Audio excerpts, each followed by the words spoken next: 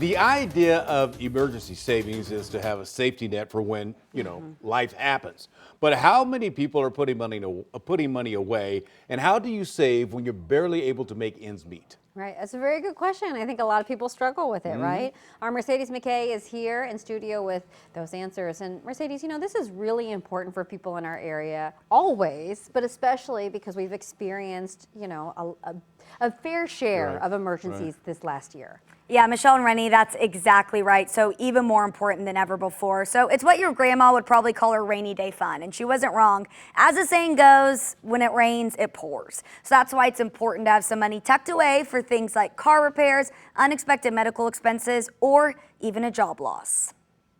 It's tough, but that's the piece of it. We just spend.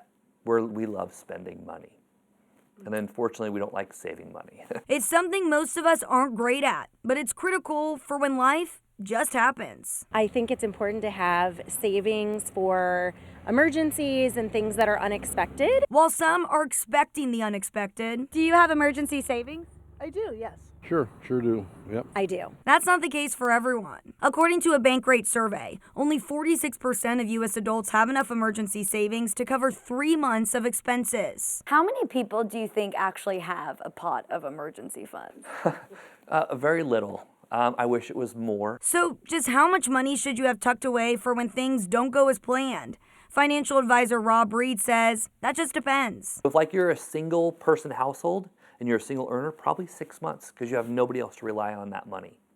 If you're a dual household and your expenses are kind of, you're not spending all of your paychecks, maybe 3 months. By expenses, Reed doesn't mean your paychecks, but how much money you actually need to survive, like paying for your home and food. When I say food, it's okay, just regular food, like grocery store food, because if you're at a job, you're probably not going out to eat that much. But what if you're living paycheck to paycheck? How do you even begin to save for an emergency fund? Reed recommends doing a spending analysis every 90 days. So every quarter, go back and see where all your money, just see how much money you spent on all your things and how much money came in. Then you'll be like, okay, is there a positive or negative? If I'm in the red or in the black. While no one wants to prepare for the worst, it's better to be safe than sorry. It's all mindset, and it's subconsciously trying to train your brain on making those decisions without hindering your enjoyment of life.